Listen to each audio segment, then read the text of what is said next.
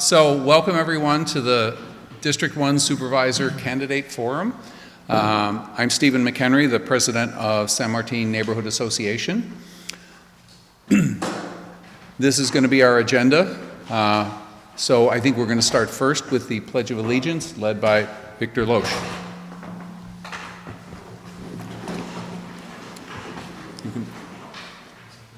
I pledge allegiance to the flag of the United States of America and to the republic for which it stands, one nation, under God, indivisible, with liberty and justice for all. Thank you, Victor. Oops. So the first thing I wanted to mention is, for those of you not aware of it, due to the recent census, the district boundaries have been redrawn for District 1, and District 1 is now the area that is shown here in orange. And parts of Los Gatos are no longer part of it, and the other major changes, parts of Evergreen, are included.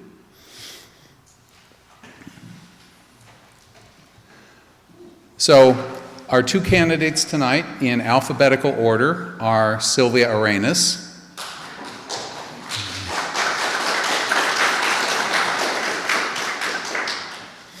and Johnny Khamis. And our moderator is Mr. Brian Sullivan, seated in the middle. He's a 22-year resident of Morgan Hill. He earned a BA degree from St. Mary's College. He's been a leader, whether as a union shop steward or district sales manager. He earned the 2022 Leadership Excellence Award, and he's a past president of the Community Law Enforcement Foundation. So a little bit about the format of the forum. I didn't introduce the candidates because they're going to get to introduce themselves, and I'm sure they can do a much better job than I could. So they'll be given a 1-minute introduction and a 1-minute close at the end. And then each candidate will answer the same questions that SMNA received from the residents over the last month. Now, we received a lot of questions, but there were a lot of duplicates because the concerns that we have here in the South County are largely the concerns of everyone. So it was not uncommon for us to get 10 or 15 submissions that all boiled down to the same question. So we narrowed it down to 20 questions, and so we collapsed like the 10 or 15 that all were asking essentially the same thing into one question. And the moderator will ask each candidate the same question, and alternating who goes first on each question. They'll announce the amount of time given to respond. Actually, each candidate has 2 minutes to respond, and we have a timekeeper down here who will have start, 30 seconds left, and stop for the candidates. And then at the end, if there's any time remaining, we'll take questions from the audience. We have a mic set up, and we can do that. So now, without further ado, let's get on with the candidate forum. Sylvia, go ahead and give your opening remark, please. Wonderful. What's the time frame? I'm sorry? 1 minute. Just 1 minute? Wonderful. So good evening, everyone. I'm Sylvia Arenas, and I'm a council member in the city of San Jose. This is my 6th year serving our community, but I have over 25 years. I know I look young, but I do have 25 years behind me of serving our community through nonprofits and commissions, and I just really decided to switch to an elected position because I wanted to change the systems and I wanted to change the rules for our families, and that's the way that you create generational change. That's exactly what I've been focusing on at City Council, and with the focus of children and families and making sure that we have what we need. I have a very distinct kind of district where I have 3 country clubs, but I also have in my district a zip code that has the same number of people as the city of Gilroy. So I'm here to serve. Thank you. Johnny? Thank you. My name is Johnny Khamis. I'm a refugee from Beirut, Lebanon. As a child, when we immigrated here to San Jose, I had to learn a new language. I struggled with my parents to learn a new language, and we actually lived in low-income housing when we first came. And I worked at Safeway food stores, worked my way through college. I even managed the Safeway in Morgan Hill on Tennis Station at one point in my life. I built a business as a financial advisor and did that for 20 years before I got into politics.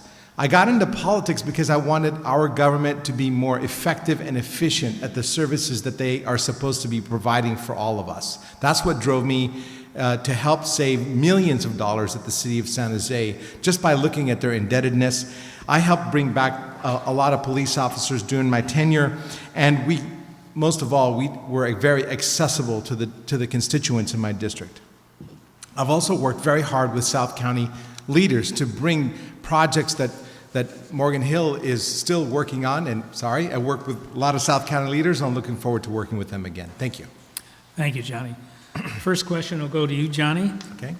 For decades, San Martin has endured the ramifications of an unfinished sewer tank system from Morgan Hill to Gilroy, with recurrent sewage spillage and gaseous smells. The sewage pipes that run through rural residential San Martin do not even serve our community. Additionally, after nearly 20 years, contaminated wells form percolate seepage originating in Morgan Hill are still being tested in San Martin. Per Supervisor Wasserman, the SCC BOS appointed San Martin Planning Advisory Committee, SMPAC, represents San Martin, but they have yet to be appointed an agenda item to comment, discuss and advise about residents' concerns pertaining to percolate or the sewer. Would you advocate for an expansion of SMPAC's role to include these broader concerns in reporting to the Planning Commission and BOS? Yeah, as many of you know, I'm already endorsed by Supervisor Mike Wasserman, so I intend to continue on with some of the work that he's put forward. I definitely, we all care about the water, especially if we're drinking it, so I will very much work to expand the role to make sure that everybody has safe drinking water and water that we can use without worry. So yes. Thank you very much. Sylvia? Thank you. I was talking to somebody before the meeting and obviously connected with some folks that are familiar with South County, as I am not, and I'm learning, and I'm here to learn from you and your concerns as well. But I was aware of the water issues that impact South County. It is very apparent to me that we need to have investments in infrastructure. Some of the basics. How about some sidewalks? How about clean water? It's disheartening to see that the south part of our county doesn't receive the same parts as other parts of the county, like San Jose. And I'm the kind of person and the kind of council member who first steps up to the issues that are the most urgent to those communities, and I will definitely focus and yes, and I will absolutely advocate for that, and more generally advocate for infrastructure investments and continue the good work that has already been laid down. I'm not afraid of a good fight. I've fought for my community before when developers wanted to come in and take over some land in my district, and we fought them. They were billionaires. And we organized and we made sure that we didn't have that open space impacted in the way that was going to hurt our community. Thank you. Next question is for you. Speaking of SIMPAC, that's San Martin Planning Advisory Council, how do you understand its current role? Well, that is one area that I probably am not very familiar. I'm very familiar with planning, of course. I was part of the general task force in the update to our plan. I've yet to really be familiar, and I'm going to be very honest, with the general plan, but I know that San Martin goes through the county for a lot of that. And I think that there's an opportunity for me to learn and to figure out what are those policies that are most important to you, so that we can advocate and so that we can continue to establish and build on the plan that's already there. Thank you. Johnny, same question. Yeah, I mean, I would treat the advisory council much like I would treat a city council in the district. Like, I intend to have meetings with city leaders in Gilroy, Morgan Hill, and I'm hoping to meet you all on a very regular basis, maybe once a month, to find out the concerns of the community, just like I would any other, city council members, to address the issues that you're most concerned with.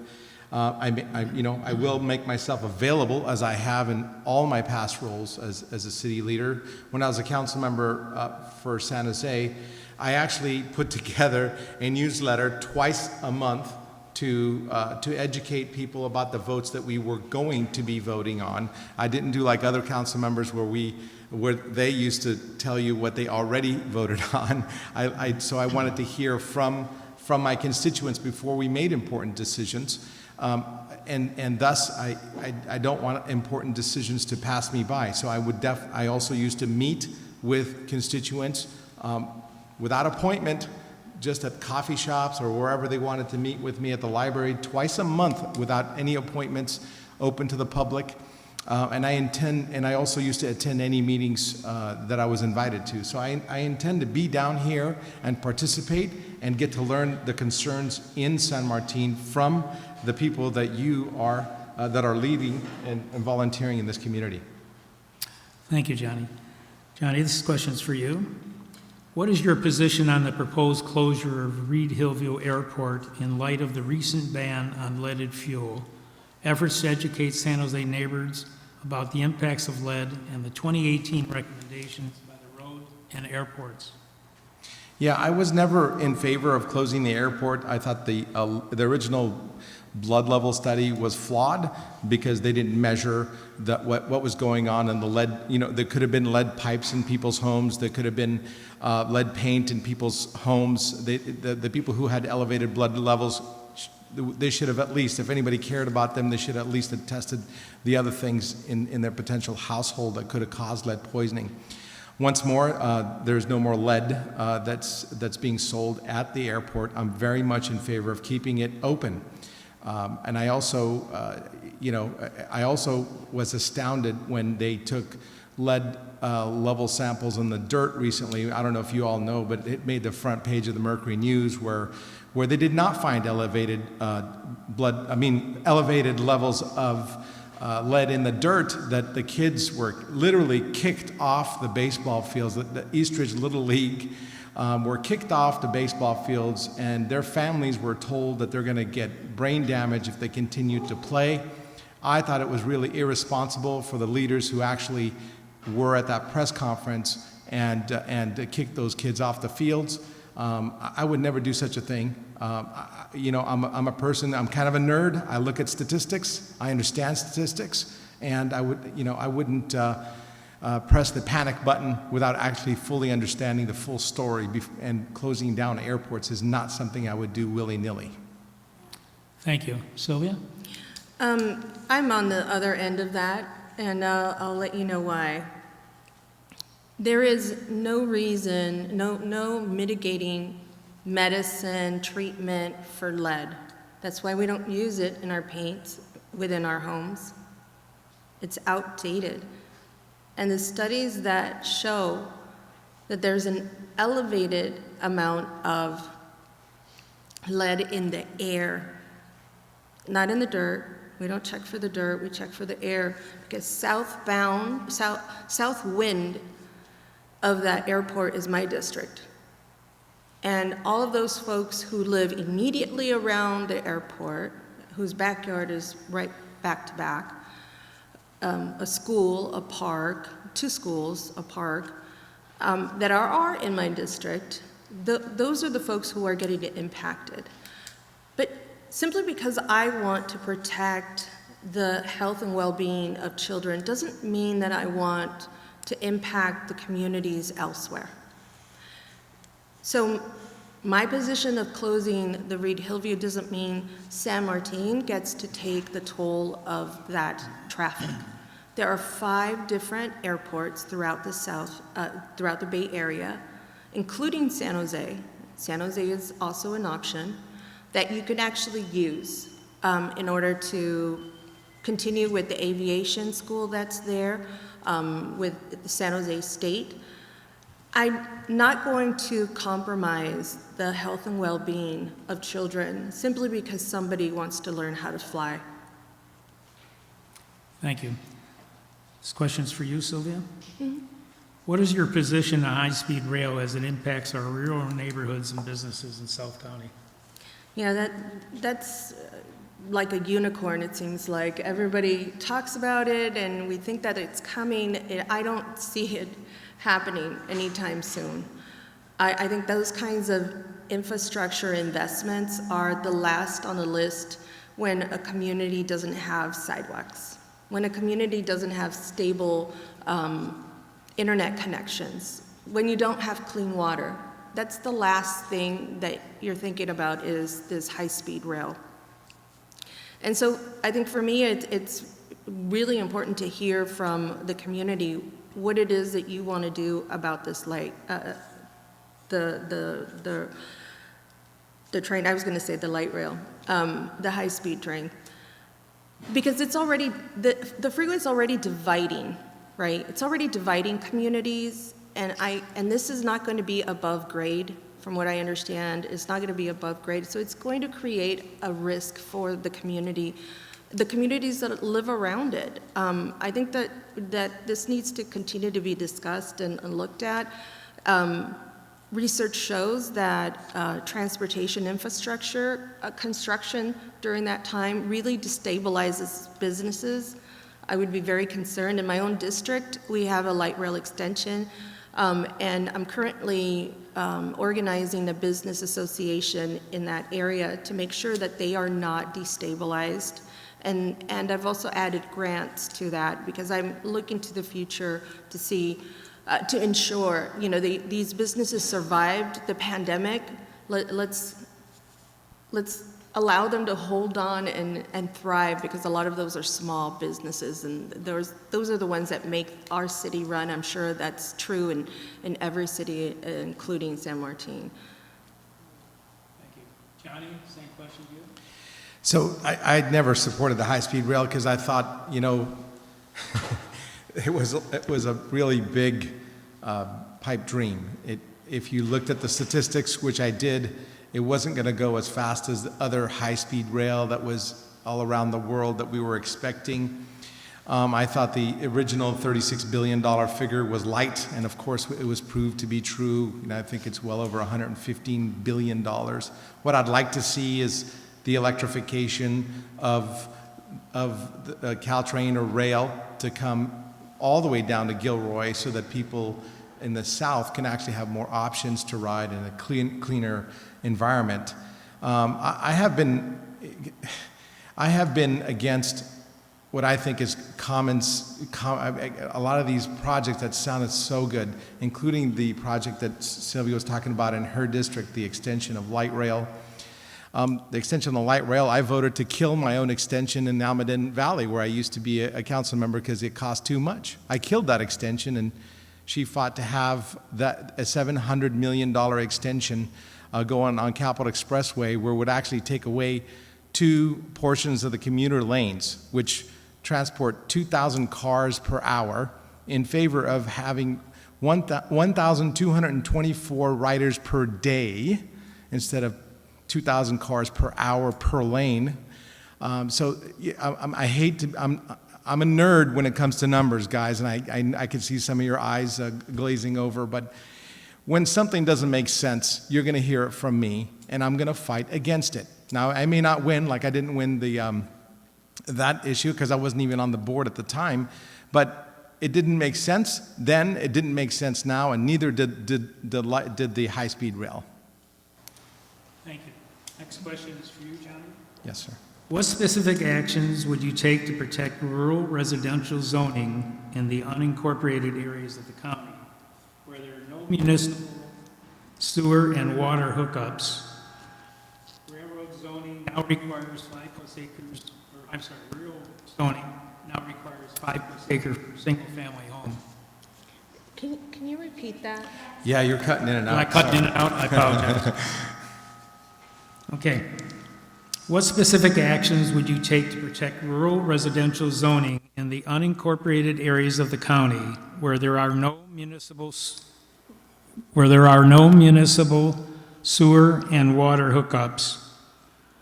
Our zoning now requires 5+ acres for a single-family home.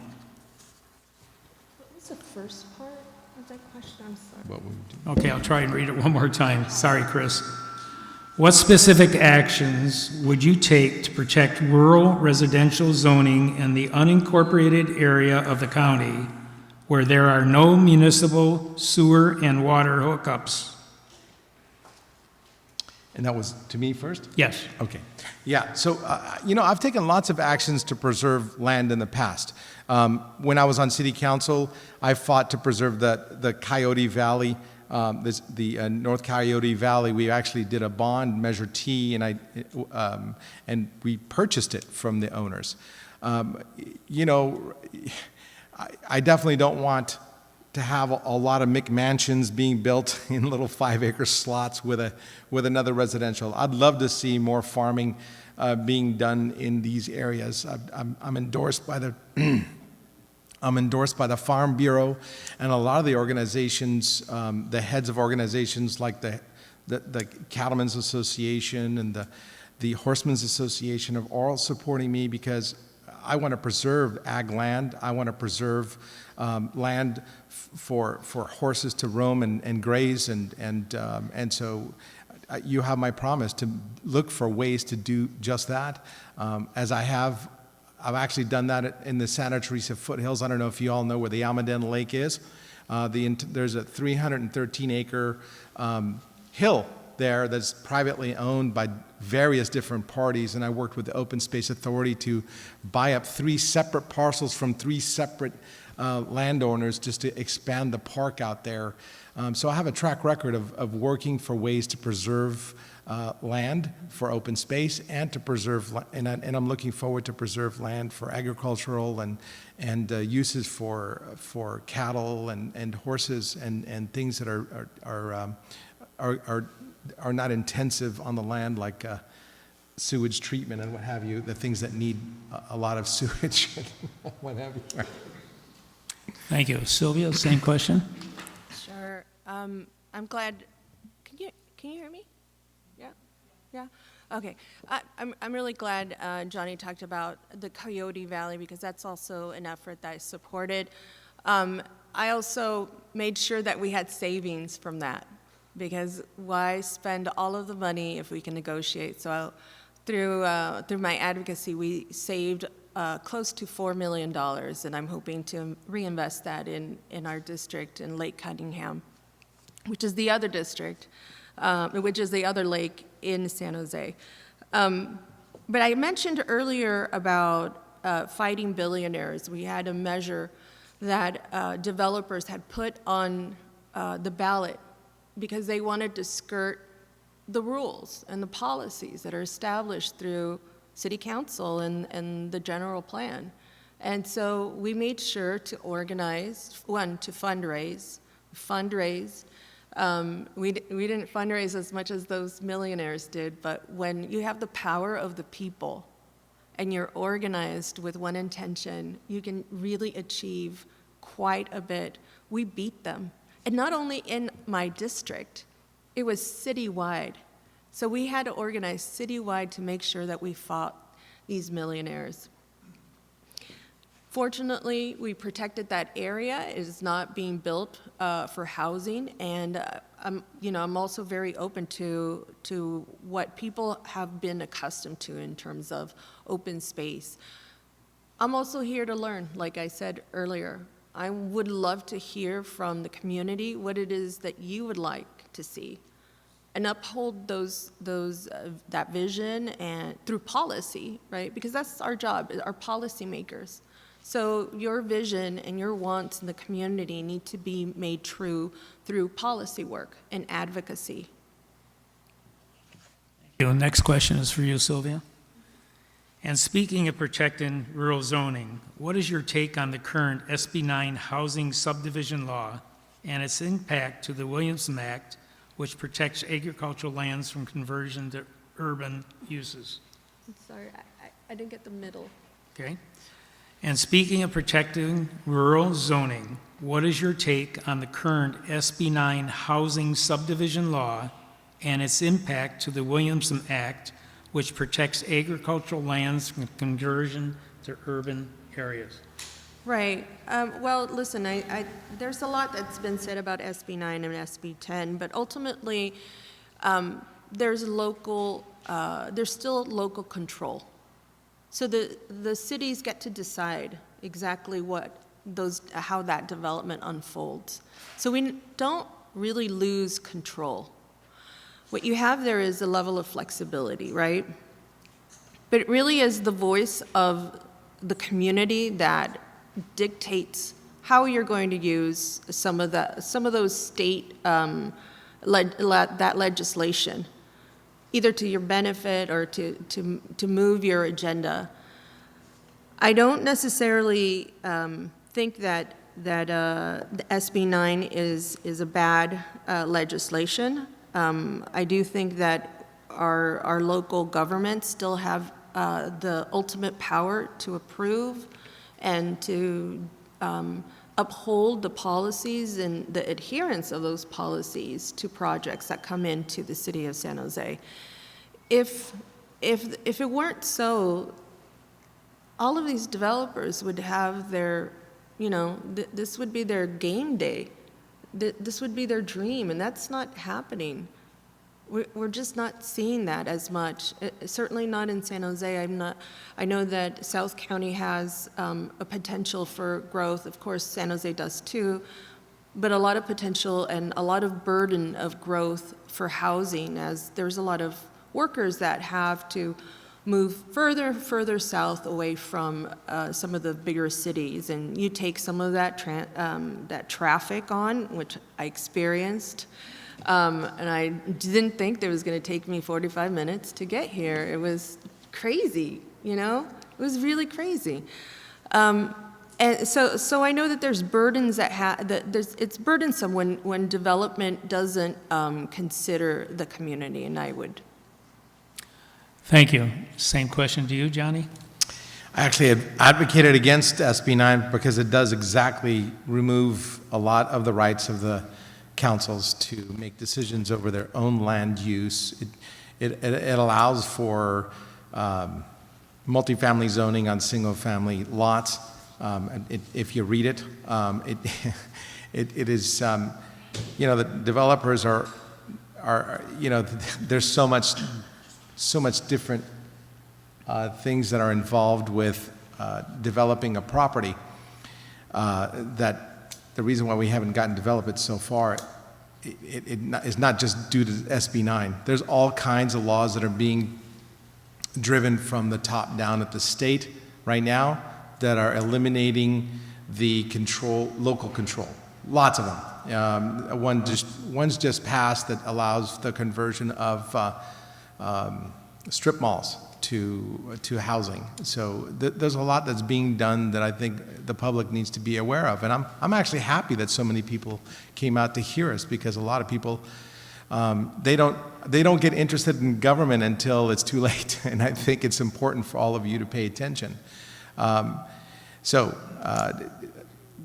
In any case, I was on the, is that a stop? I was actually on the opposite side of SB 9. I was one of the elected officials at the time to try to roll it back through a signature gathering program. Unfortunately, we didn't gather enough signatures to roll it back. And so I know that effort's going to come back, and I will be very much in favor of rolling back and giving local cities and municipalities control over their own land use. Thank you. Next question is to you, Johnny. How will you support farmers and other ag businesses in our community to be more profitable? Yeah, I've been actually talking to a lot of wine growers and farmers. I think it's important. Number one, one of their biggest concerns is water. Quite frankly, I hear that over and over again. And there's only so much we could do as in the county for water, except for push the water district to work faster on these dams and other projects that can help stabilize the water. But as far as working with other farms, they want to be able to. Some of them want to be able to have ability to do retail on their properties. Kind of make it more like a Sonoma feel for the wine country. They are looking for ways to build some amount of housing for their employees on their lands. So I want to look for ways to work with farmers so that it's easier for them to do business. But I sit down with them all the time. I have a lot of farmers that are supporting me, including the Farm Bureau. But we have to make it easier to do business in the county. It is so difficult to get permits to do anything.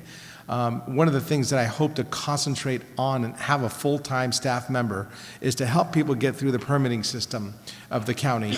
And hopefully, I will get to know enough about the permitting system to make some changes as I did when I was a council member in the city of San Jose.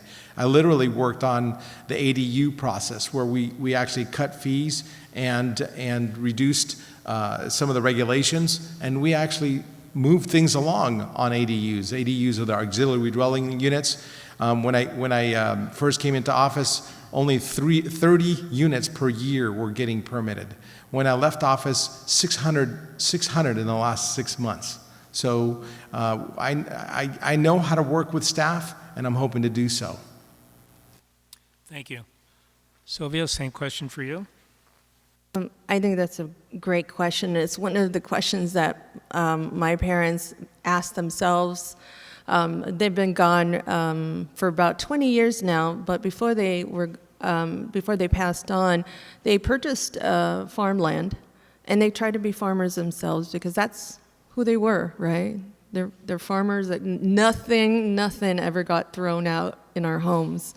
Every piece gets utilized, which I hold on to, and I saw them struggle. I saw them struggle with water, securing water, trying to make money off of that, right? I mean, it's a passion, but it's also a livelihood for lots of folks. And so I think there's a lot of approaches that haven't been explored just yet.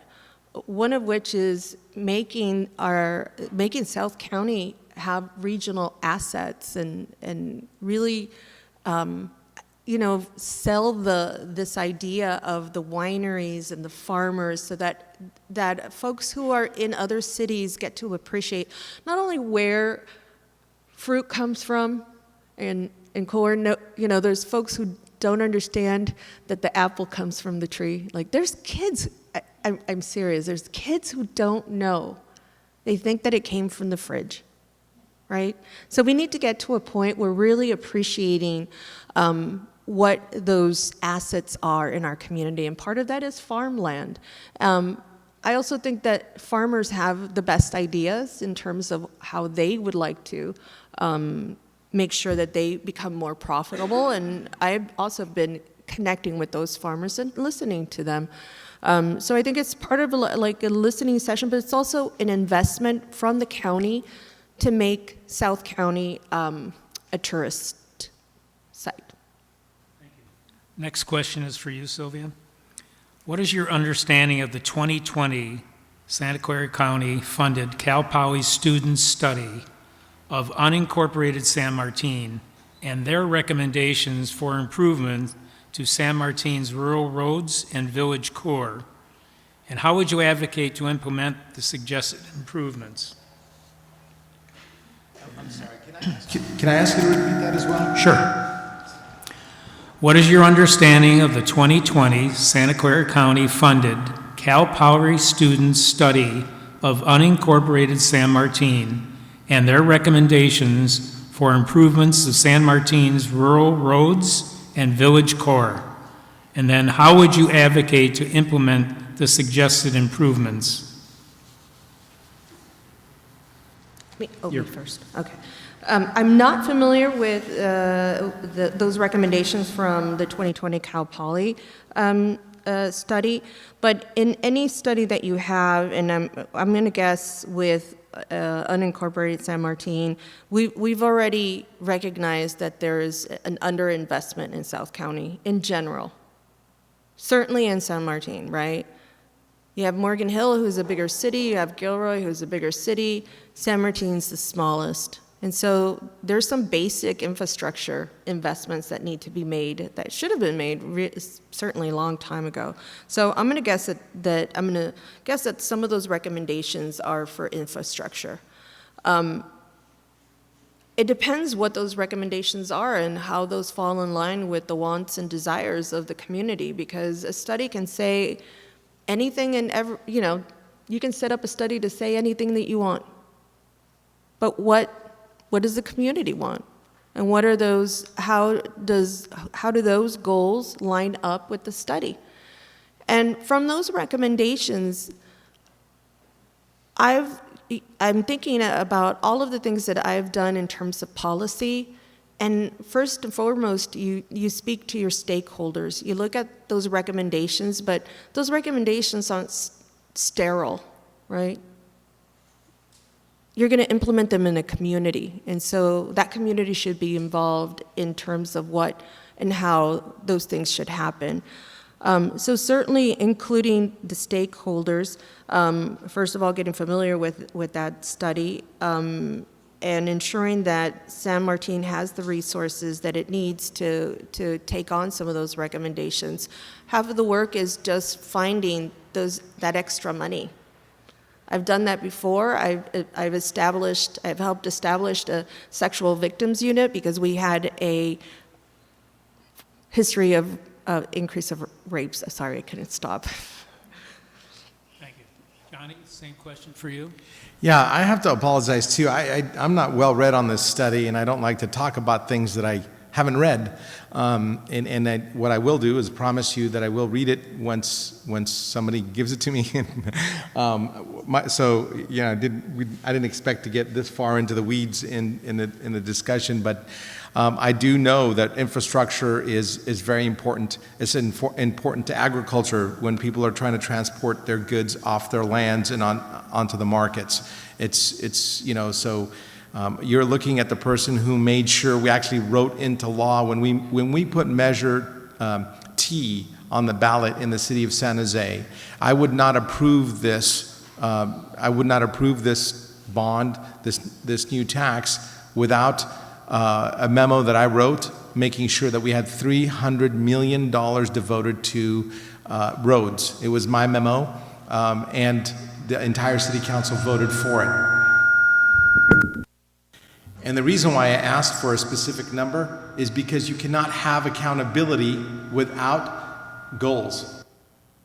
That's what I've been doing at the city of San Jose. If you don't have something you can measure, how are you going to measure success? And so, accountability and making sure that our money is being spent on the things that we tell our taxpayers is being spent on is very important to me.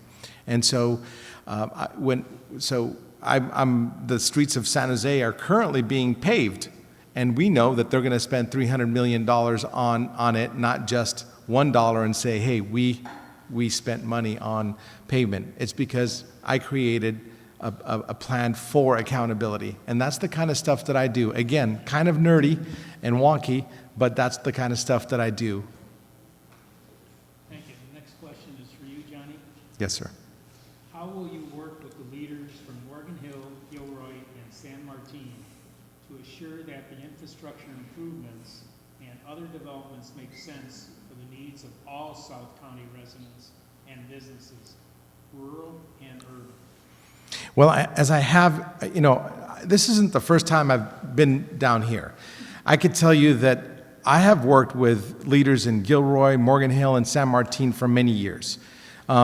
I've actually been endorsed by Steve Tate. 3/4 of the three-quarters of the city council of Gilroy and a lot of the leaders in this community have endorsed me because I have been working with all of you for many years. I've actually secured funding for the Hale project that's in Morgan Hill because their leaders asked me to do so when I was on VTA. I helped secure that funding. And they couldn't have done it without the number of votes from San Jose. On VTA, San Jose controls 5 votes. And so I worked with my fellow elected officials and Kat Tucker at the time and Perry Woodward, and we made sure that we got funding for the projects that they asked me to work with them on. And that's the way I plan to work. I plan to talk to your elected officials on a monthly basis, and whether they be from San Martin, Morgan Hill, or Gilroy and San Jose, I will work with them all on addressing any of the things that they're passionate about doing, especially when it comes to infrastructure, because I think infrastructure is the lifeblood of business, and I want to make sure that you all thrive. Thank you. Sylvia, the same question. Well, I think this is part of a regional approach, right? And there is a lot more power when there's 3 cities sitting together advocating for some common goals. I've learned that you have to collaborate. You really have to collaborate. One of the things that I was talking about in the prior question was sexual assault, and although this is very far from infrastructure, it's a concern that created an alliance with the county. I have a very good relationship with the county in terms of I chair the Committee of Neighborhood Services and Education, and our committees in the children and families from the county, Supervisor Chavez and myself have met to discuss these issues and to change the systems internally, all for the benefit of our survivors, to ensure that they have better end results. And the same approach is I would take is to collaborate, is to make sure that you have these relationships established so that you can work on some of the goals that regionally you've identified. But it's important to go through the process.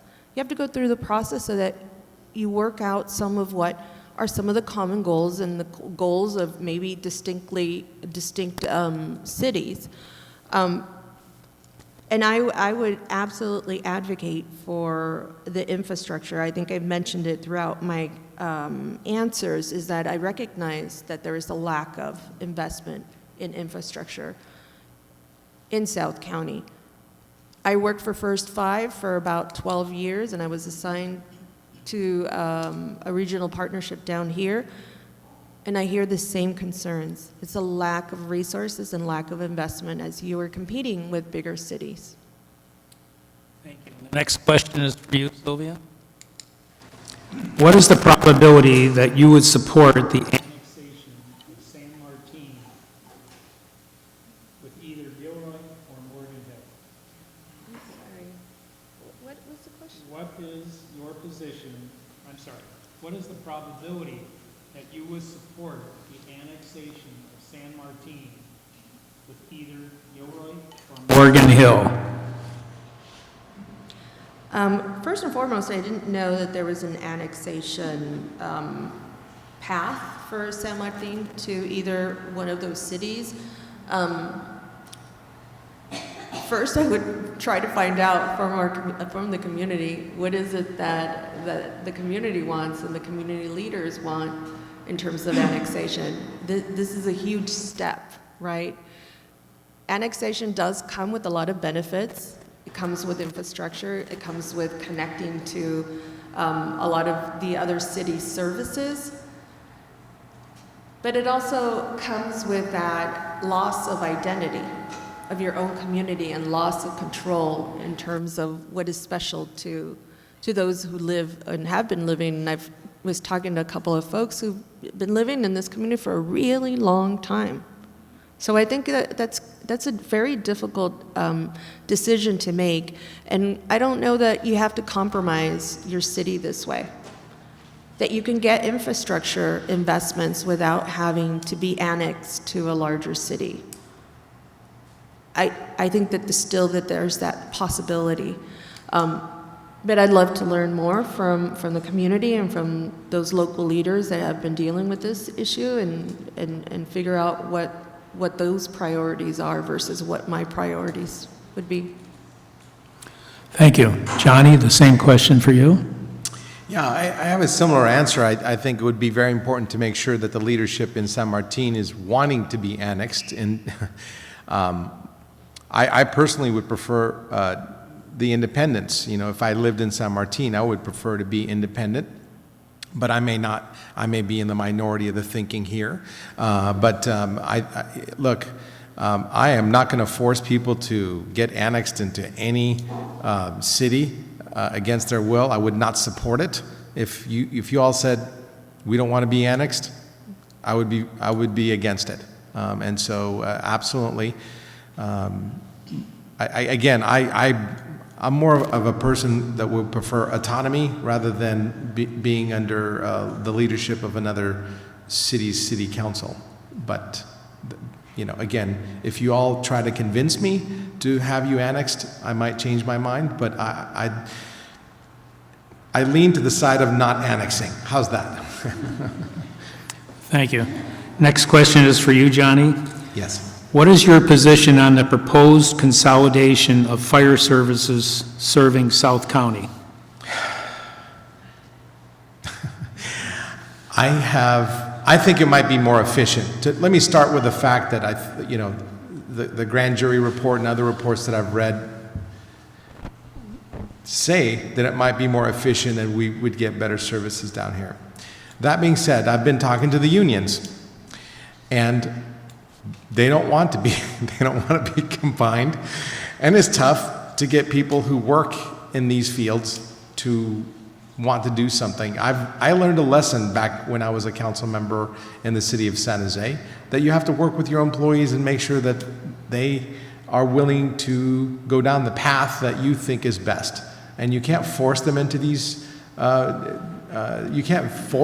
into combining their services. What we can do, however, is make sure that there's no duplication of services, and we can make sure that somebody is responsible for certain things, for checking fire lines, for example, for making sure that certain sections are being delegated to one group or another. Of course, with shared boundaries or what have you, but it's very difficult to convince unions who don't want to combine to combine. And the one thing about me is I'm going to tell you the truth. Whether you like to hear it or not, I will tell you the truth. I'm not, and I actually told the unions the same thing. If you guys want to combine, fantastic. If you don't, there's very little I could do to force you to combine. And so I think what we can do is work to make sure that there's no duplication of services. And the most important thing is make sure that we have funding for South County, because most of the funding is in North County. Thank you. Sylvia, the same question for you, please. I'm really proud to say that I've have a great relationship with all of the fire unions, and more importantly, with the people who are there to protect us and risk their lives. I know we have somebody in the room who's done that for a very long time, and his body has sustained those risks on our behalf.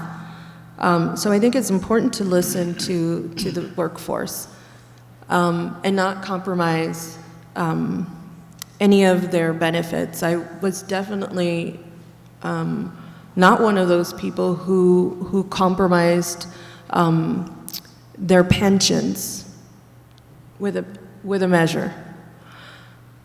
When I first came in, we started correcting some of that, so that our firefighters and our police officers could actually stay. My sister is a police officer in Oakland. I get how important it is for our public servants to be respected, and so I'm endorsed by all 9 fire unions in this county. I think we've established a really good relationship. We listen to each other, and we don't always agree. But these are the folks that are going to come to your house, and they're going to come to my house when we need them.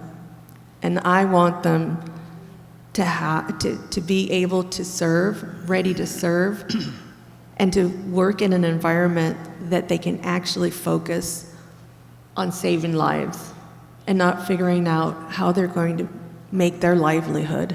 So if consolidation isn't something that they're willing to accept, then I think we need to respect that. Thank you. The next question is for you, Sylvia. Recently, a local nonprofit was awarded grant fundings by the BOS, taxpayer dollars, without the need to report or account for spending those funds, nor were they required to be in good standing with the IRS. This also applies to other nonprofits that have received similar BOS funding. How will you help to improve the grant funding process and, by extension, the county budget process in general in order to be accountable to taxpayers? Sure. I am absolutely accountable to taxpayers. That weighs very heavy on me, very heavy on me. So when I make a decision, it's not lightly. I don't say, whoa, we have all this money, let's just waste it. I've actually supported to invest in paying off our debts first before we spend it on additional services. I'm also reconstructing the way that we provide services for our youth and our children. So I have a master plan that's going to look at efficiency and strategy. And it's not only going to improve services for families and for children and for our whole community, but it's also going to leverage those resources that are in different levels of government and the nonprofits. I'm absolutely appalled that a nonprofit would be out of a good standing and be given a grant. We need to be accountable. We need to make sure that the outcomes that they've committed to delivering are there. And so we need to make sure that there's performance measures that are collected, that there's grants. I question nonprofits all the time in terms of, even during the pandemic, why did you only serve this number of people? Why is it? Let's work through that. I think you have to be direct with folks in order to have these kinds of conversations. I am certainly somebody who takes the investments in our community very seriously, and the taxpayers' monies very seriously. I'm not frivolous. I'm just like I'm at home. I watch my pennies. Thank you. Same question to you, Johnny. Well, if you want somebody who cares about accountability, if you want accountability, you have to elect somebody who cares about accountability. I'm endorsed by the Taxpayers Association, not because I supported every single tax, but because I have a track record of finding waste. When I first came into office, I looked at the indebtedness of the city of San Jose. I helped reduce the bond payments on the $2 billion worth of bonds by 2%, saving $32 million per year, just because when I first came into office, I found out we were paying 5% interest on $2 billion worth of debt, and we worked 6 to 7 years to refinance it all. Unfortunately, this is not the alone scenario where this one nonprofit received money. If you looked at the Mercury News in the last few months, $2.5 million were spent on a no-bid contract to create a history book that was pilfered off of Wikipedia. $5 million was spent on valet parking. Some of these things are on my website if you don't believe me. $20 million a few years ago was turned down from the Sobrato Foundation to refurbish a county property to create 160 units for homelessness. These are things that I stood against the county when they made these decisions. $13 million, this was last week in the Mercury News. The Housing Trust, which is overseen by the county, bought a building and then sold it at a $13 million loss. Now, how many homeless people could we have housed for $13 million? Just because they made a mistake. These are all things that I've been paying attention to for years, and they will not slip underneath the rug with me. Thank you. Next question is for you, Johnny. There is much talk about the mental health and drug crisis in our county and the nation. What are your thoughts on working with public health and the local community on addressing this issue? I have a lot of ideas. I actually have a 6-point plan that I published. In fact, the Mercury News calls it out, and this is why they endorsed me. I have addressing, homelessness. You have to look at the root causes. And I know there's not a huge amount of homelessness here in San Martin, but there are all around us, in our creeks and in Gilroy, San Jose. And if you're not looking at the root causes, like drug addiction and mental health, you're going to miss the big picture. According to the county's own statistics, 42% of the people that were surveyed were mentally ill. 35% were drug addicted. I have ideas on implementing the new care court system, just like I pushed for the implementation of Laura's Law. These are temporary conservatorship laws that will help get the mentally ill and drug addicted off the streets and and mandate treatment for up to a year. This is a brand new state law that just passed. That comes with a lot of money from the state. And I would look at the underutilized properties that the county already owns to house some of the mentally ill and drug addicted people. We have a couple of properties right here in our backyard that can house many, many people who are currently homeless and drug addicted, like the DePaul Center, which is completely underutilized. I know that there's one building of the St. Louis Hospital that isn't being used for patients. These are all things that I intend to look at to increase the capacity of the county. Plus, there are many, many projects that have been on hold for many years. There was a project for 77 mental health beds that has been delayed for 8 years. They don't even have a contractor for it. Please read my article. I did an op-ed just last month talking about some of these projects that have been stuck forever. I don't intend to be silent about any of these things. Thank you. Sylvia, same question. I mentioned that I've been working in the community for 25 years. This is just another way of serving in an elected position. And a portion of that time, I've interacted with the mental health field and drug court. I was assigned to drug court for a couple of years in a specialty court through First 5. And systems are failing our children, there's failing our adults. It's a system that needs to get to look at. And when I was going through my master's in public administration from USF, I really fell in love with this idea of wanting to change the systems. And that's first and foremost what we have to do. We have to undo what past presidential administrations did to save money. To save money, they got rid of mental health institutions. That's why you see so many unhoused within our community. So now, how much are we paying for now? How much, was that savings really worth it? Shutting down the mental health institutions that way? So you can't just save a penny.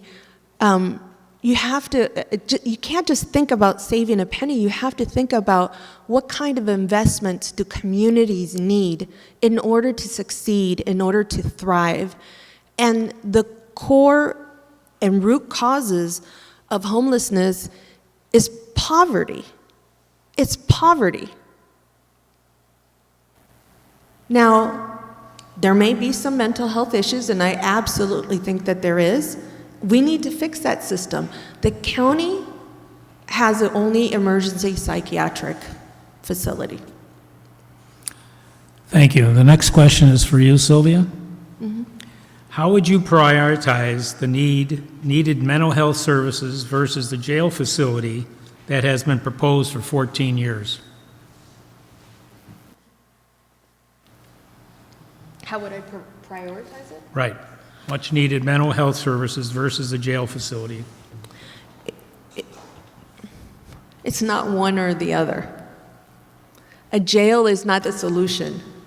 Mental health institutions are part of that solution, and we need to rebuild those systems so that there's safe places for people who are unhoused and happen to have mental health issues, that they can be there and not in our own backyards or out in the freeway lanes or any creative place that you've seen them in these last 2 years. This is part of investing, right? This is part of taking care of people, not taking care of a problem. Because the problem isn't those people that are out there who are hanging on by a thread. The problem is that their systems are failing them. For whatever reason it is. When we take a look at the root causes, it's poverty. I was talking to a gentleman and said, they purchased their home for $60,000. My parents purchased a home on the east side of San Jose for $95,000. They were working class. There is no way a working class resident is able to purchase a home with the kind of wages that we have now. Absolutely not. That's why you see all this overcrowding. That's why you see people on the streets. That's why people are hurting. So when you take a look at some of the root causes, we have to keep industries also responsible for the workers that they are employing to ensure that taxpayers don't have to subsidize. I don't want to subsidize anybody's income. I'm sure that you don't either. So let's stick to that and make sure that our businesses are being responsible. Thank you. Johnny, the same question? Well, a lot of people may not know about this issue here, so let me describe it to you. Back in 2008, the state said that we had to improve our jail facilities for the people who are in jail because they were dilapidated. So an old jail was demolished a few years later, called South Hall. It was 500 beds. And in that site, they were supposed to be building another 500 to 600 beds for new inmates.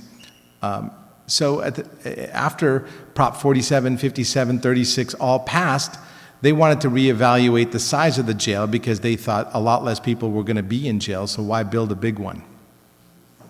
And then they reevaluated it. They created a 400-bed unit, 200 of which were for the violently mentally ill who are amongst us, and they wanted to devote an entire floor to training people while they're in jail, which is not something that currently happens.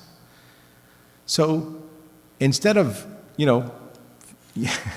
going forward with this project as was voted on back in 2008, there was a 3-2 vote a few weeks ago to delay it again to reevaluate it. I would have definitely been on the opposite side, and I think my opponent literally said that she would have been on the side of the majority who delayed it. There's no need to delay a needed jail, according to the state's own standards, that would have had 200 mental health beds and a way to teach people a skill while they're in jail before they get out. Right now, they only get skills after they get out. So it's important for us, I think it's really important for us to train them while they're in jail, while we have them, and teach them a skill before they get out. So yes, we do need more mental health facilities, but that jail would have included 200 beds for mentally ill people. And this isn't the only project that's been delayed. As I said, there was a 77-bed project for Valley Med expansion that has been there for 8 years, and they have not even found a contractor to build it. The first thing I would do is get contractors together and find out why the heck they're not bidding on projects for the county. Thank you. And the next question is for you, Johnny. How would you help the sheriff department to be more accountable and connected to the community it serves? I can tell you that the sheriff department is very, very understaffed. During a small session that we did go through in 2021, they eliminated 200 open positions in the sheriff's department. 200. And they're very, very understaffed. Accountability also starts at the top. And we need to elect a sheriff that has the right ideas and is accountable to the people. The one that we currently have, as many of you may know, is under indictment and is currently facing a court trial as we speak. I'm supporting a gentleman by the name of Kevin Jensen, who is also supporting me, because he cares about the reputation of our sheriff's department. He wants to be accountable to the people. And he likes my idea on training people while they're in jail. So he supports this idea about training people before they leave jail. So, there's a lot to be done in making sure that our sheriff's department is accountable. But it needs to start with good leaders, and we don't have one right now. It's important for us to have a sheriff that we can all hold our heads up on, and maybe it'll attract people to come apply for the sheriff's department if they don't see this black cloud on top of the sheriff's department all the time. So I'm hoping to be able to recruit a lot more sheriffs, as we did in the city of San Jose. When I first got into office, we only had 900 police officers. When I left office, we worked to recruit a lot of people. We went all over the place recruiting people. We offered them bonuses. We did a lot of work with our police department, listening to the police unions and making sure that they were heard. And when I left office, we had 1,150 police officers. Now, no police department is going to be perfect, but I think that accountability starts at the top. All right, a leader has to be lead by example. Thank you, Johnny. Sylvia, same question. Thank you. I certainly did support our police officers. When I first started back in 2017, we were still trying to correct some of the wrongs that were done to not only our firefighters, our police officers, but our public employees. And that is a measure that compromised and just changed the terms of their pensions. Can you imagine working 25, 30 years and all of a sudden what you thought was going to be your pension is no longer the case? And that's what my opponent actually supported. That's why we had 900 police officers. I have a police officer's sister.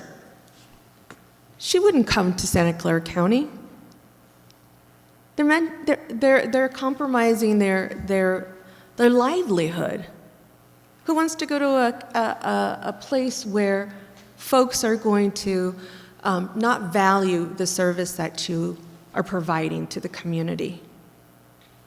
I've actually worked to make sure that those police officers and our firefighters received better wages so that we could attract more. Bottom line, that's how we attracted them. We restored their pensions in a way that was respectful to them.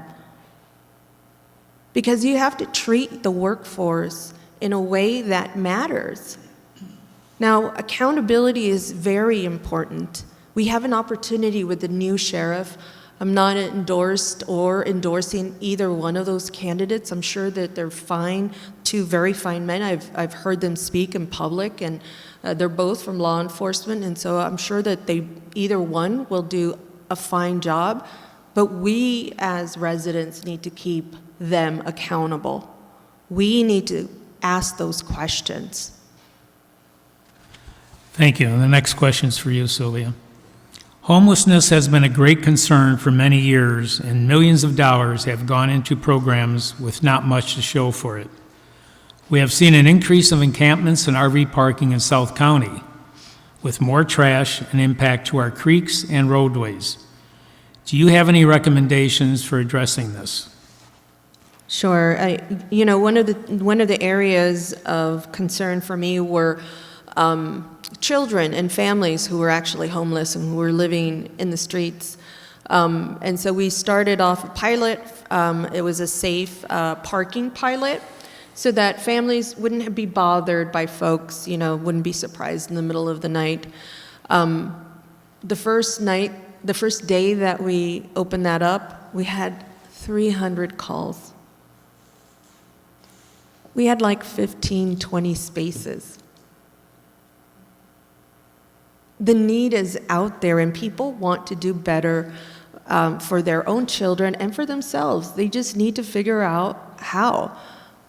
But the problem isn't, when you take a look at some of the core issues and the reasons why people are in the streets, it's back to what I'm talking about in terms of our salaries are outgrowing the cost of living. The cost of living, I don't know if many of you own homes, but if you own homes, would you be able to afford your homes today?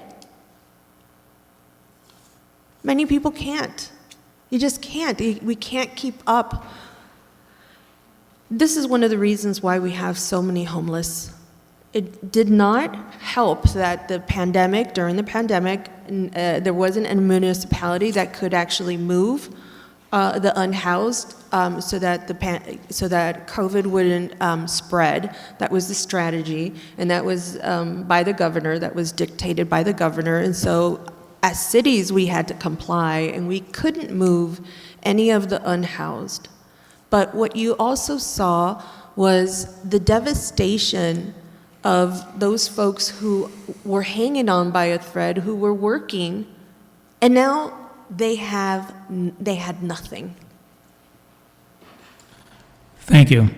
Johnny, the same question for you. Well, look, I looked at the homeless survey and the homeless studies that have been out by the county, and the numbers speak for themselves. 42% of the people in this survey were mentally ill. 35% were drug addicted. 27% left the prison system. Unless you're addressing those root causes, you're going to miss the large picture. Yes, there are people who are down on their luck, and I've been very supportive of programs. In fact, I wrote the memo that allowed churches to house with another council member named Luigi Oliverio, that allowed churches to house people in their churches. And I helped write the memo that allowed for churches to have their parking lot used over overnight parking. But that's not going to help solve the mental illness, the drug addiction that's out there. We need inpatient medical treatment centers, as I discussed in my 6-point plan. We need a way to implement those, and we need to use facilities that we already own and finish building the ones that are in the plan and the pipeline. Right now, the county actually rents 5,000 beds per day from other vendors that have mental health and drug addiction beds. I just read a report that said that they rent 5,000 beds, whether it be from Kaiser or other hospitals that we don't own, just to keep up with the capacity. So I want to implement the new plans from the state. I also want to create a managerial level person, because there's so many vendors that are receiving funds to take care of the mentally ill and the drug addiction, the homeless, that there's no oversight. And in the county's own audit, they said that they need better coordination. I'd like to create a position that oversees all the money being spent on these programs to make sure that we're getting our money's worth. So those are just some of the 6-point plan that I intended to talk about tonight. Can't do it justice with 2 minutes at a time. Thank you. Next question's for you, Johnny. Yes, sir. Many of our rural roads have become a safety hazard due to increased traffic from speeding vehicles seeking to bypass freeway commute traffic or trucks avoiding the wait station. How can we work together to make our roads safe again? Well, on my website is hiring more police officers to patrol the area. I'd love to work with, it doesn't take too many times where you get caught speeding where you stop speeding. You gotta learn your lesson. I have to say, I was a kid at one point and I did get a couple of speeding tickets, but I learned. I haven't gotten a speeding ticket for like 35, 40 years. So, now I jinxed myself. But Knock on wood. So first, enforcement. I think enforcement is absolutely necessary to control speeding. That's why I want to work on hiring more sheriffs. And when I was at counties, when I was in the city, I actually met with Caltrans and the state senator once every 3 months. I used to meet with Senator Bell, and he used to put together a group meeting with Caltrans and the California Highway Patrol, the CHP, and I had the opportunity to talk to these people. So I would definitely network to make sure that we're getting the services that we need down here on enforcement, on making sure that litter doesn't fly off trucks when they're going to the garbage dumps around here. And so there's a lot of things that I would do to make sure that our roads become safer, and the first thing is to provide more enforcement. Thank you. Sylvia, the same question? Sure. There's obviously a reason why people are getting off the freeway and looking for rural roads, and that's because there's this great traffic jam. And so what we really need to do is expand that freeway. I know that there's some really good work that has already been done by some representatives in Morgan Hill and Gilroy and San Martin. And I know that there's already a master plan established, and now what you need to pursue, we need to pursue, is the funding to make those things happen, right? The expansion would really relieve some of those communities that are getting those folks who are driving through. But the everyday, nuisance of having speeders can also be taken care of by a number of different things. You have some of those speed signs with a police officer not too far off. Give a little warning shot before you actually give that ticket. Next is you give those tickets, right? And there's also a lot of things that the Department of Transportation, I would probably consult with them. They see some solutions to some of our issues that we don't, right? They're engineers. They know, and they can make some recommendations. Maybe it's to block a certain street during a certain time of the day so that it doesn't happen, especially if it's around a school. It depends on what some of those engineers have to say, but in general, I think that there needs to be investments for South County folks, for all of those folks who are commuting. Currently, I believe that there's only 3 trains that are coming in and out of South County. There's only 2 bus lines, not enough. Thank you. Next question's for you, Sylvia. You co-authored the memo for the City Council to move forward to allow non-citizens to vote. Can you explain that? Sure. This was not my memo, but I did sign on to this. So I have a district that has many, many, many engineers from Facebook and Yahoo and all of those tech. There's buses that come in and out. Those folks typically have an S1, B1 visa. And they own million dollar homes, but they can't vote if they can't vote because they don't have access to that, right? They're on a certain limitation. But yet they're being imposed with taxes, parcel taxes on their homes.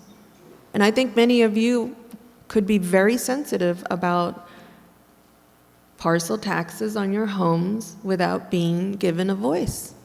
Or how about the children that go to the local schools?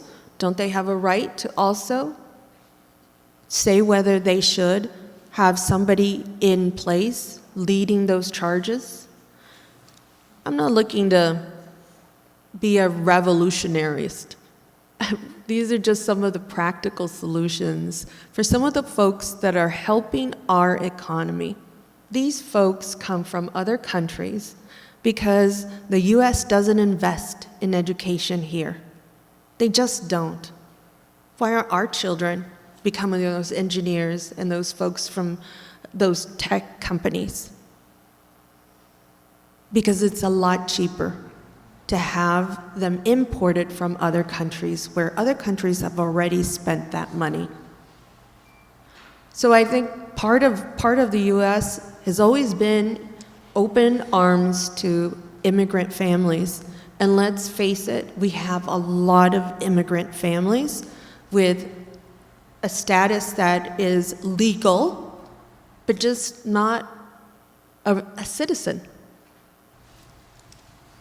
Thank you. Johnny, same question? Well, I can tell you, I was a refugee from Beirut, Lebanon, and we came here with political asylum, and we waited about 9 years before we were allowed to become citizens, and we were very proud to be citizens. I'm not supportive at all of the memo. I think the fact of the matter is you're not really invested in the community unless you've become a citizen. I had to take a test. I had to learn the Constitution. I probably, you know, look, the whole thing about taxation, you pay taxes to get services. You don't pay taxes to vote. You know, most people that are paying taxes that can vote don't vote, for the love of God. Like 60%, how many people voted in the last election? 30% in this district? 30%, and that was a high turnout compared to the rest of the county. You know, I think it's a solution looking for a problem.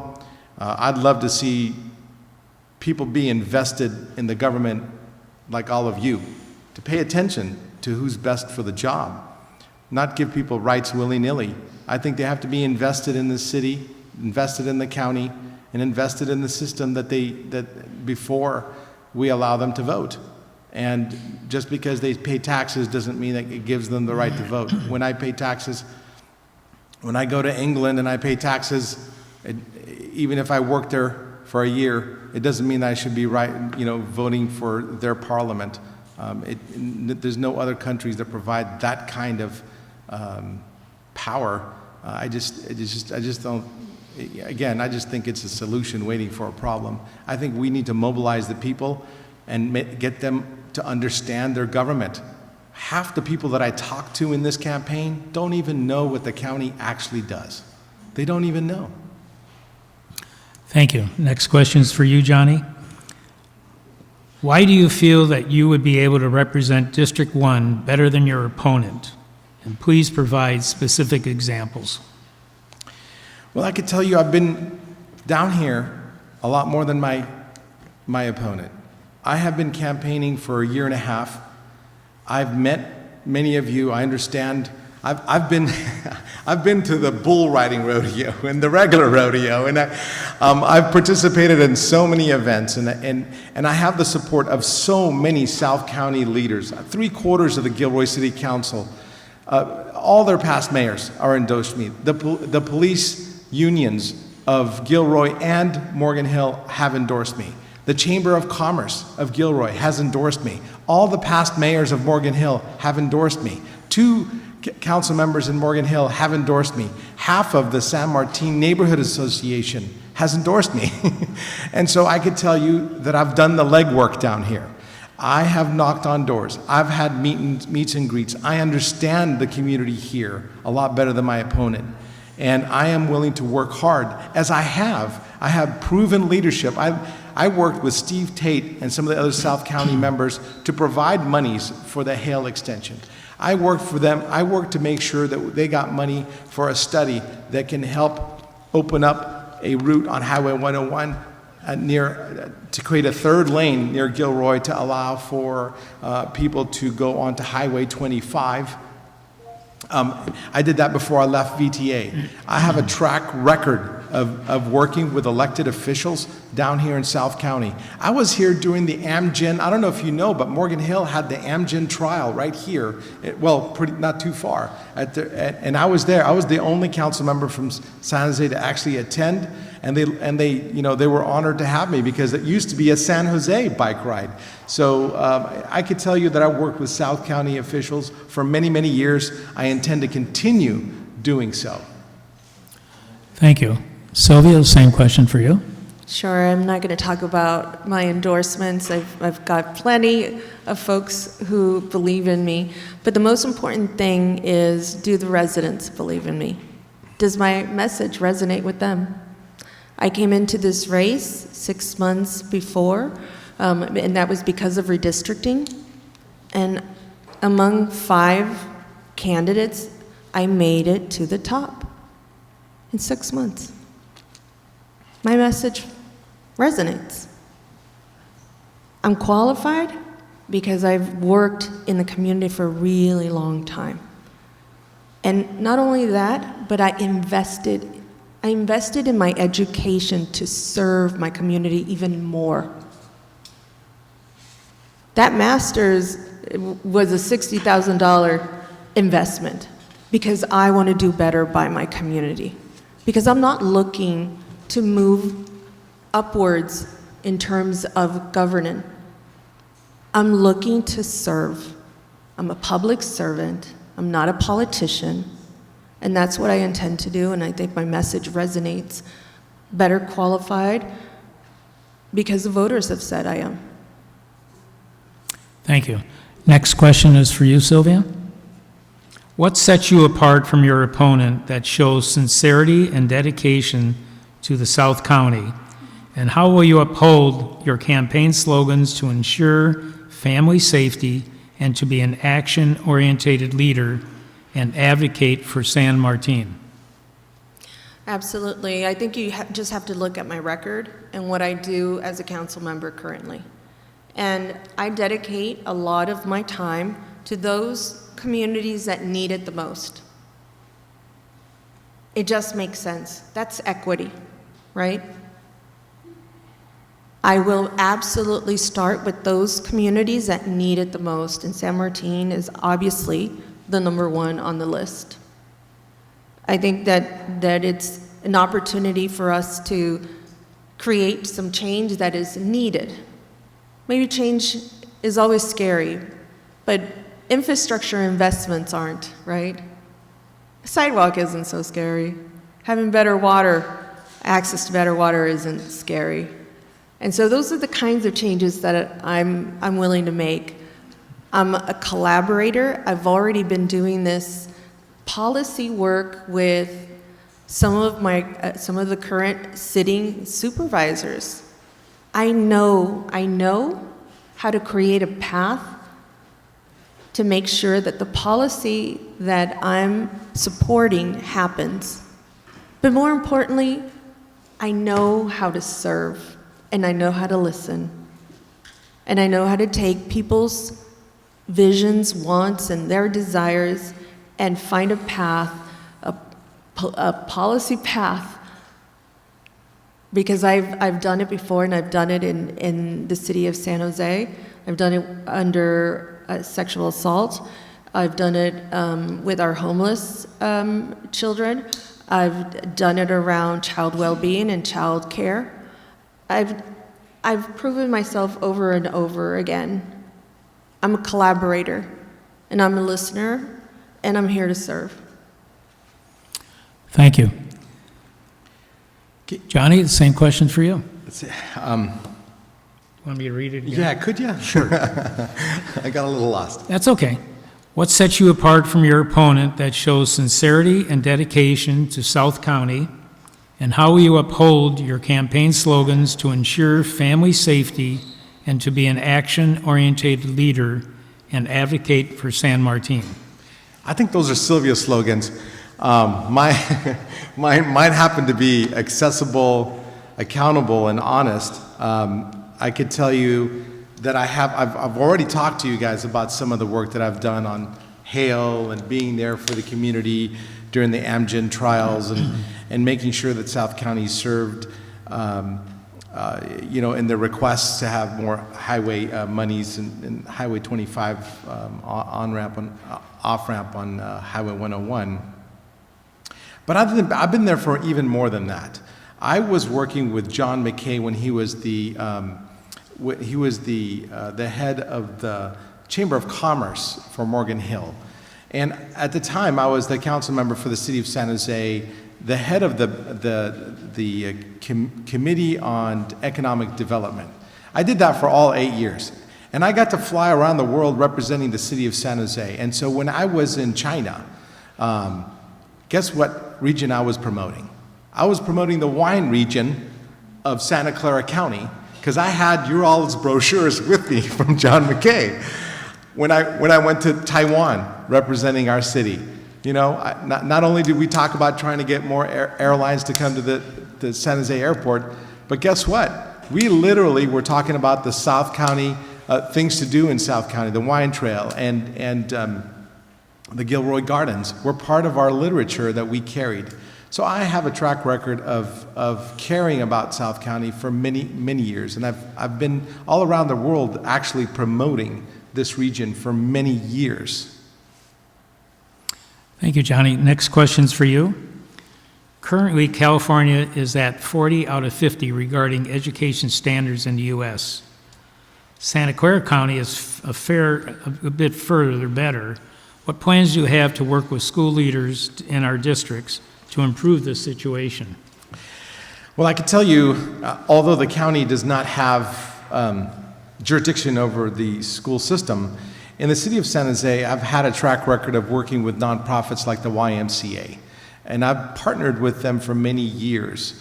In fact, I used whatever was left over in my budget every year to create after-school programs that were run out of the YMCA on Santa Teresa, and it helped some of the underserved communities in my own district. And so I don't know, was that somebody's Go ahead. okay.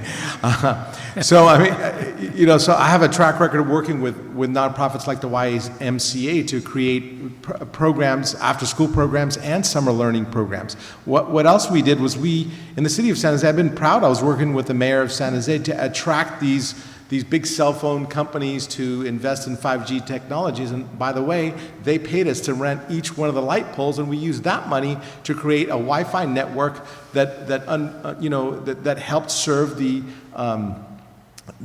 kids who couldn't afford Wi-Fi in the areas. And we worked with other corporations to provide free tablets. And we also worked with the county. We worked with the mayor was instrumental in getting something called San Jose Learns up and running. And I'd like to take some of the ideas that we've done in the big city and bring it down here and help some of the youth here that don't have access to a lot of this stuff. And we don't have to reinvent the wheel. We could just use some of the same ideas that were promoted by Mayor Liccardo. I thought they were great ideas. I helped with whatever I could.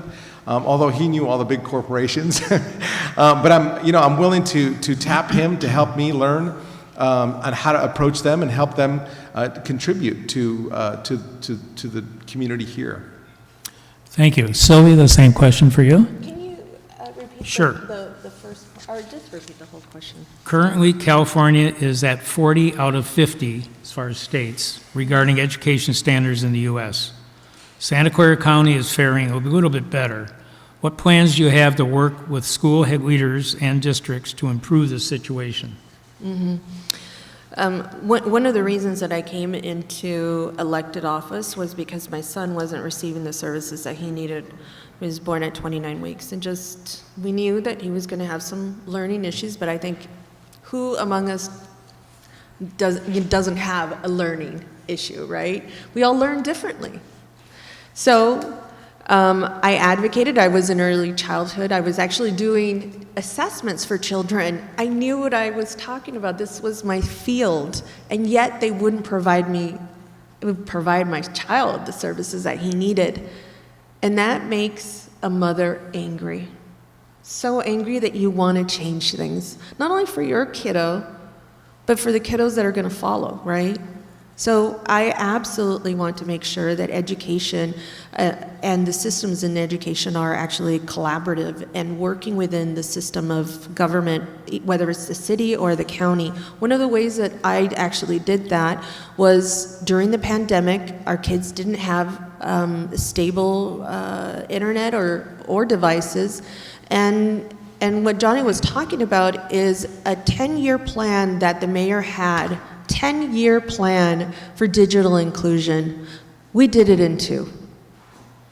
We did it in 2 because the school board members and the educators, we all gathered together and figured out how do we leverage our resources. So the city of San Jose put in the money for the hotspots, quality hotspots, by the way, so that you can stay connected. And then the county, what they did is that they purchased the devices. So we leveraged resources. I know how to work with other systems. I've also invested in my local school district to ensure that the mental health of our children are being supported. And I've made sure that our funds, I think 100,000 of them were all already invested. Thank you. Next question is for you, Sylvia. How would you seek to improve county code enforcement activities? How would you seek to improve county code enforcement activities? Well, I would first have to learn what are some of the issues that are happening with county code enforcement, and if it's anything similar to what the city of San Jose is facing, that is workforce development. There's not enough people to hire, and we are just not training people enough to actually go down this path of code enforcement. We have to make it accessible. Sometimes our hiring processes are so complex. And we actually have a pilot project that I proposed during the budget to simplify our hiring process. So that project is happening now. So one is just making it easier for folks to actually apply. The other is we need to make sure that they also have access to the training, the kind of training that is going to prepare them for these kinds of jobs. So workforce is one piece, right? And ensuring that there is a path there for folks to come in and actually be employed as code enforcement. Now, the second piece is funding the code enforcement department. I know that in our city, we have a high vacancy rate for code enforcement, so high that the folks who are left as code enforcement inspectors are just absolutely overwhelmed. So we have to find a way to streamline even those cases that are already on the books, right? How can we can we contract some folks ahead of time that they're not actual city or county employees, which is part of what the city of San Jose did in order to get a lot of the cars off the streets. We were having an overflow of abandoned cars throughout our city, and so we hired a contractor to do the first part of the process, and the second part the city employee did. So we just have to be creative. Thank you. Same question for you, Johnny? Well, the people that I talk to here, code enforcement has been kind of like the grim reaper. You come around and they look at one thing, they find 500 other things that weren't part of the complaint. And I think it's important for code enforcement to work with the people and make sure that the complaint is cleared up and not, in the city of San Jose, I was the head of the ad hoc committee on building and planning. And we were looking for ways to streamline and get to yes, and how do we fix this? I actually asked staff to create a customer service training for everybody who worked in the building and planning department, because because they interact with the public all the time. They are our face, whether they come across as overly aggressive or they come across as overly passive. They need to follow the law and not go haywire. I think it's important for the laws to be followed, but it's important for the people who are doing the code enforcement to be respectful and try to fix the issues without penalizing the people. Look, one of the toughest things that we've had in the city were lawsuits, for example, for this guy who would go do ADA handicap, things, and they would go in and say, well, this is 1 inch off, and it would get sued. We just have to fix the problems when the complaints come in, and I hope to make the department more accountable to the public. Thank you. Yeah, that was a kind of a big, large question, and I don't know where you wanted us to go with that question. So this is the last question before we open it up for public comment, public questions. We have about 10 minutes left. We have about 10 minutes, I think, left. So, Johnny, this question's for you. Tell me one thing you like about your opponent. I think she's got a kind heart. I know her for many years, and I know her heart is in the right place. Thank you. Sylvia? I've said this before. I think I value how Johnny holds his family first and foremost. I think that there's a lot of qualities that are commendable, especially from coming from a distressed country into another country and reestablishing themselves. That's phenomenal. Thank you. Okay, we'll open up for public. Anybody have any questions that they would like to pose? So if you have a question, we have a mic in the center aisle. Come up to the mic, and we probably have time for 2 or 3 questions. Okay, please do.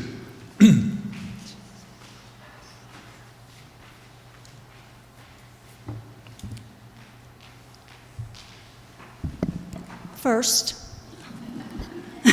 I wish I was 2 inches I think taller. you can bend it down a little bit. Okay, so first of all, I want to thank San Martin Neighborhood Alliance for doing this. I'm good, thank you. And for the candidates being here. So my name is Susan Mister. I'm unincorporated Gilroy. So obviously, this candidate is important to me. Sylvia, I did hear you say that you were not familiar with SIMPAC and that you have not been down here very much. So I guess my question to you, since I did hear Johnny say he was spending a lot of time down here, meet and greets, talking to the people, talking to the officials in both our neighboring cities. So my question to you is, how can we count on you being here if you are elected into this position if you didn't take the time to be here prior to? First and foremost, I never said that I haven't spent time in South County. That's not what I said. I said I wasn't familiar with, right, but not that I'm not familiar with South County. I've actually have really great relationships with your elected officials, some of whom have endorsed me, but I'm not going to go through that list. I'm actually very invested. I've been spending almost all of my weekends here in South County. Now, whether we would actually run into each other or not is another thing, right? This might be a small place, but it's not that small. So I've been in forums for the Women's Equality Day. I mean, we've been in meet and greets. We've been to the Chalk Festival just last week. We've been canvassing every week, and I've actually joined forces with a lot of elected officials who we are walking together. So your statement's not accurate. Next question. Are there any more questions? Larry Schuler, San Martin. So when is the Highway 25-101 intersection going to start work? Sorry. There's like a ringing here that I can... Yeah, so Chris is probably working on that. So the question was, when is the work on the Highway 25-101 intersection going to start work? I can tell you that I asked for the funding and for the Measure B 50-cent sales tax from VTA before I left. So it did pass. And then I was removed from VTA 2 years before I left office. So that was back in 2018. So I haven't been able to follow up on where the money was from VTA since then. But I did make sure that it was one of the projects that was in the Measure B funding.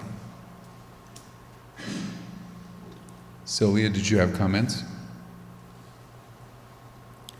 Was the question for both of us? I thought it was for Johnny. I thought the question was for both. Go ahead. You know, You don't sit on VTA, do you? I don't sit on VTA. I haven't sat on VTA, but if I do, write what Johnny has already expressed. I don't think there's any other creative path. Yeah. All right. Any other questions? Okay. Good evening, everyone. My name is Peter Van Dyke, and I just want to preface my question with some comments, possibly, if that's okay. One is, and I'm not really sure the folks in San Martin are interested in sidewalks and annexation into the cities of Gilroy and Morgan Hill based on what's going on there. I am a farmer, and I do, same as you, I live in the rural area outside of Gilroy, and we face so many issues dealing with the 70 West heading, so to speak. And it seems like about several decades ago, common sense leapt off the top of that building. How are any of you going to bring that back to that building? Thank you. I'll take a stab at it. Look, I have a plan to bring some common sense. I could tell you that on any given Tuesday, it takes 3 votes to get anything passed at the county level. And I have, a good working relationship. We've open dialogue with 2 of the supervisors that are already in office, Simidian and Otto Lee. I've been in talks with them. I helped push for something called Laura's Law a while back. Now, Laura's Law is a temporary conservatorship law that I thought was common sense. It was a law that did 180-day conservatorship for people who are mentally ill, drug addicted, and in trouble with the law. It had to be all 3. It was a law that was passed back in 2002, and the county had not implemented it. So after a police officer died in San Jose at the hands of a mentally ill person, I took it on myself to actually have the county implement this law. And I worked with Gilroy, and I worked with Los Gatos and Milpitas and the city of San Jose. We unanimously passed a resolution asking the county to implement this law. Well, 6 years later, they did. They implemented Laura's Law in 2021. 19 years too late for my taste, but it was a move in the right direction. I'm hoping that we can get moves in the right direction. There's a lot of things that I would do. I would start looking at the top. Jeff Smith has presided over all the stuff that I talked about with $5 million in valet parking, $2.5 million for a history book that was pilfered off of Wikipedia, turning down Sobrato's $20 million to refurbish an older building into a housing unit. These are all things that happened under his leadership. I would look to the rest of the supervisors to take a hard look about who we have leading our employees at the county. And that's one of the first places that I would start. Sylvia? Sure. I think that when common sense, goes out the window, it's because people are talking over each other, not with one another. So I think it's back to relationship building. I found that very fruitful with my relationships with the county supervisors. We've been able to move policies in 2 levels of government aiming at the same thing. And I think sometimes politicians get in the way. I'm going to say once again, I am not a politician. I'm a public servant. I'm not here for my ego to be stroked. I'm here to serve. And I think there's one too many elected officials in the past that have created some of this lack of common sense. Not only just lack of common sense, but created some inefficiencies. And I think it's time for us to take a look at those systems so that we can figure out how to correct them and how to undo them.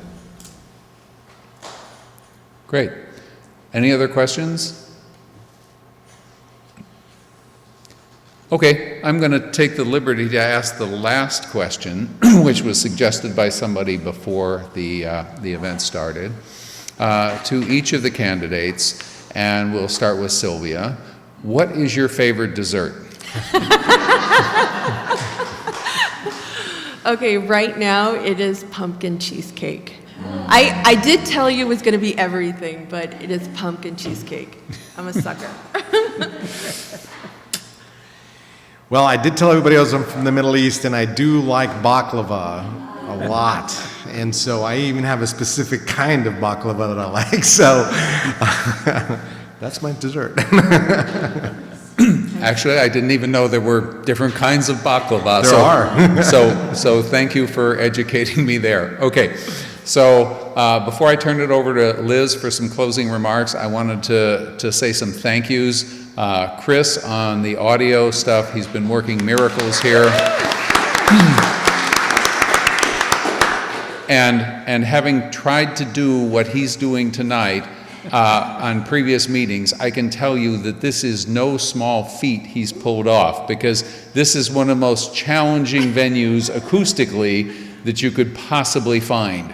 I think he told me as we were prepping for this that the only thing worse would be a solid glass room. And so he's done miracles. I also want to thank Victor, who was our timing person, sitting here holding up the cards, start, 30 seconds, stop. And finally, I'd like to commend all the candidates for obeying the 30 seconds and stop, unlike some debates we've seen on TV.